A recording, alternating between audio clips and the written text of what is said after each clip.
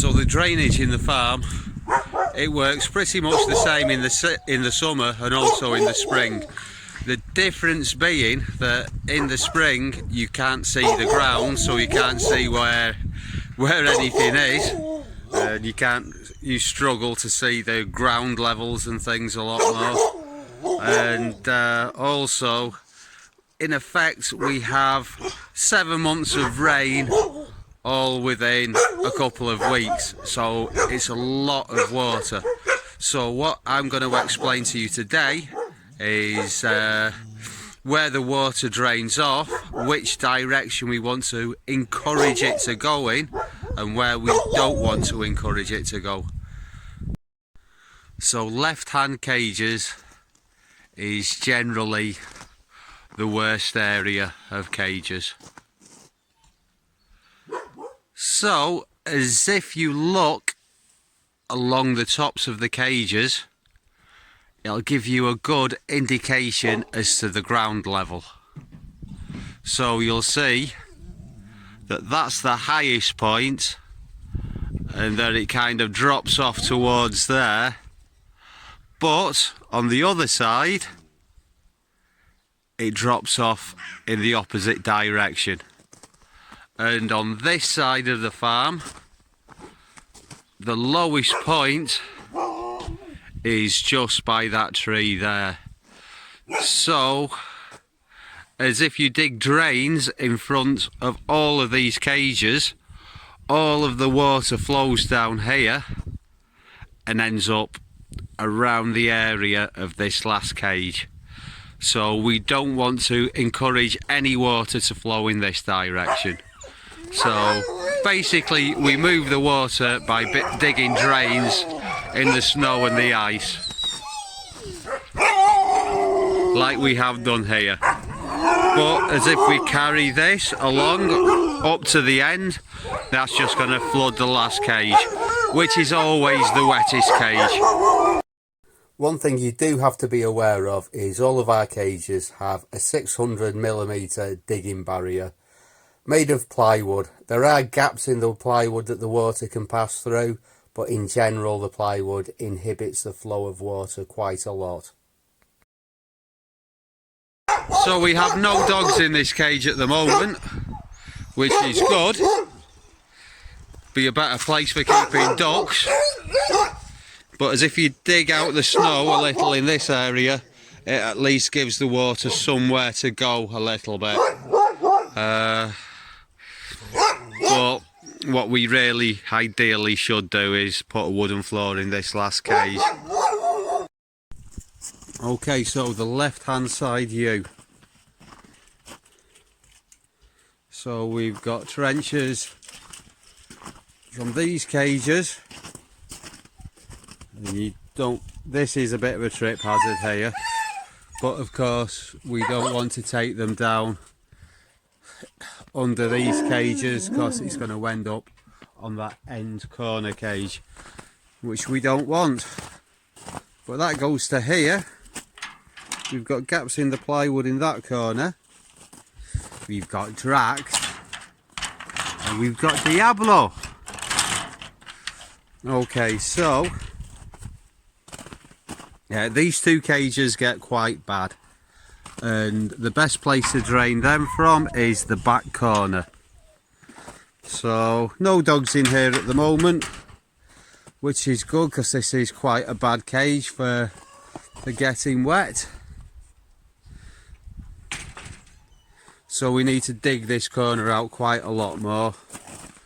But as if you look on the other side, we've got a channel going off at 45 degrees so as to avoid these N3 cages, and then it goes all the way along the back of the cages and down that other side. And from the gaps in the plywood in the back, we can make channels to the gaps in the plywood in the front.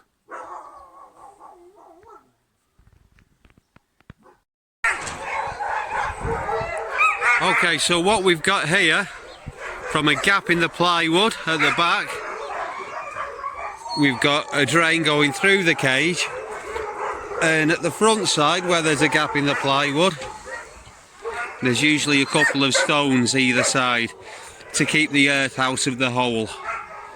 So yeah, some of these gaps actually need a bit of, they need to be made a little bit smaller, which I'll try and get done this summer. They're gradually getting bigger as people are poking away at them.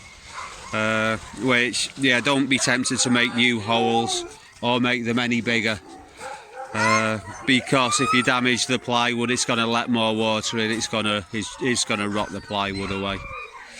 So don't make the holes any bigger, just find the holes that there are. And what I'm going to do is I'm going to mark where the holes are, so as you can find them again in springtime in the future, because obviously when we've got snow in the ground we can't find them. The steps, by the way, really get in the way, and some of the drainage holes are actually behind steps. So the steps are all obviously frozen into the ground. You might have to remove some of them, and a lot of them are likely to get broken in the process. They're easy to fix, they're easy to replace, but just be careful that there aren't pieces of wood in front of the step with nails sticking out, because that's dangerous. Okay, so all those gaps are now marked with a little star symbol.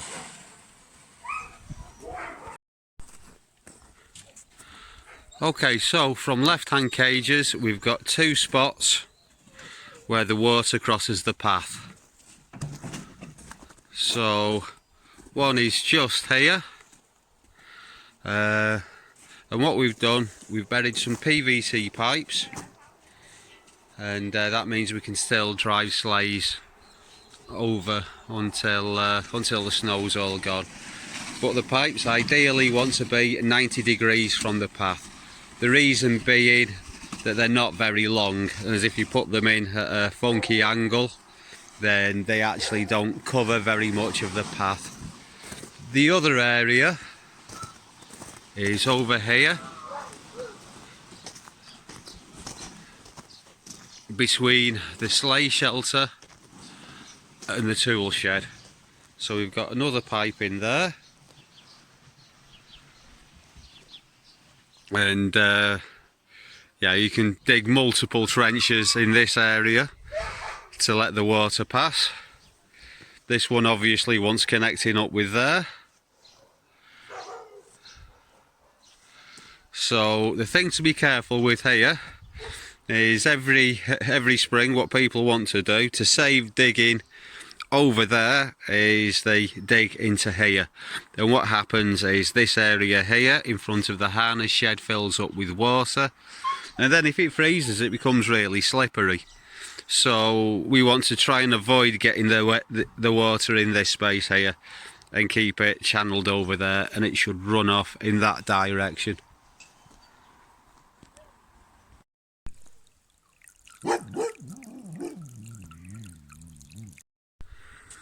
Okay, so this cage, I don't remember this being a problem last year. Before last year it wasn't here, but it seems to be quite wet at the moment. The gaps in the plywood seem to be pretty tight, but as if you dig out all the way around the edge, and particularly in the corners, there's always likely to be some water that'll get through the corners of the plywood. So yeah, let's see how this goes this year. You can also dig around the right hand side cages. The ones at the back here don't get particularly bad at all.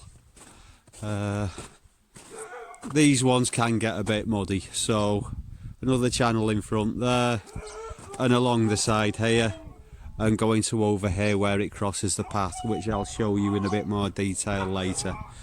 But you can also take a channel across the path here, but that's not really all that effective. Most of the water is going to go in that direction anyway, but as if there's a lot of water, that may help. So the water from the other side of the path, we've got a channel all the way down right hand cages here, and it joins the stuff from left hand cages here. We've got a little Y, it crosses the path, and yeah, the water's gonna find its own direction eventually. I think it's gonna move over here a little, but where it generally drains off is just about there where that post is. So it's probably not great that we're directing water underneath buildings, but you know, it's it's where it goes anyway. We're just making it go faster. So with the running circles, it's yeah, basically if you see water collecting, you dig downhill of it and try and drain it off. It's different every year in every circle, but in general the only place we take it across the path is here, and we like to discourage people from digging in front of right hand circles, because you see the light posts, well, there's a cable down here and it's quite shallow where it's buried, but there is a little stone lined hole here where the cable's protected, so you can dig down there and then along there to the corner of the sleigh shelter, the back corner, and the water will drain off that way from left hand side cages. And where you want to take it across the track is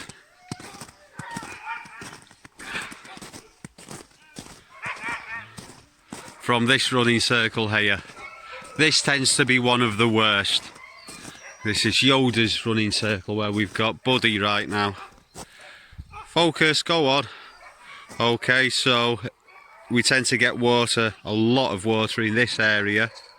So if you dig across the path here, more or less to where that tree is, and then there's a low part just running down the side of the track, and that can be dug out all the way to the spot I just mentioned over there, and a lot of water will drain off that way. The lowest two running circles down there, again, we want to avoid getting water to them. They're going to get quite wet. Hey Soda! Doesn't he look just like Adolf Hitler?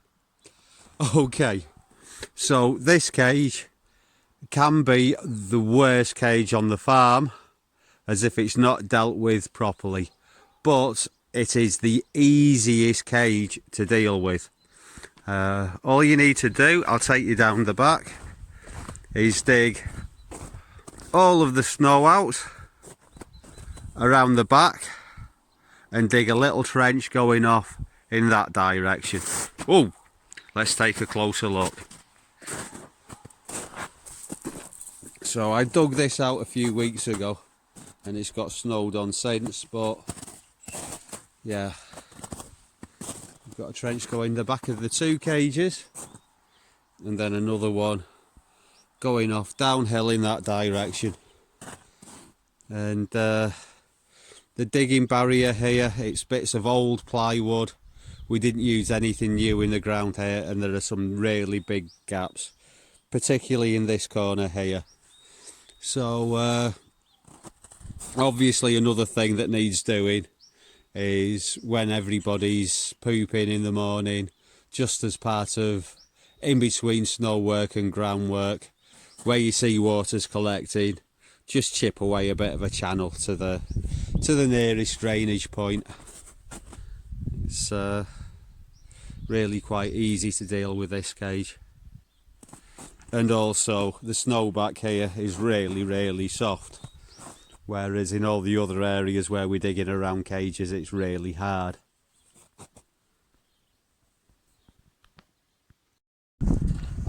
Okay, so these circles also can be drained off towards the back like all the others here.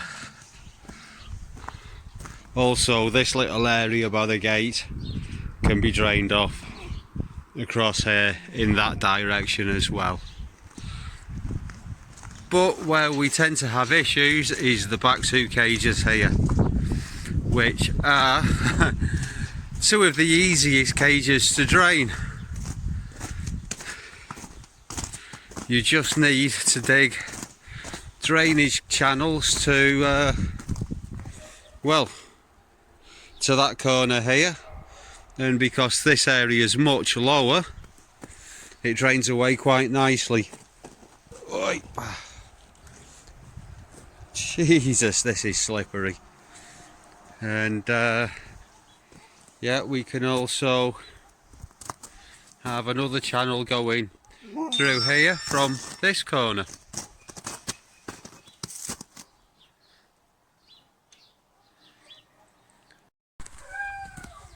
Okay, so the temperature's rising now, and all the trenches that I've just showed you, the water should really be starting to flow this afternoon. But we've got off to a very early start this year, which is good. So the first trenches were dug at the very first signs of above zero temperatures, which it's good to make a start of it early, because then it doesn't all have to be done in a mad panic when the cages are already wet.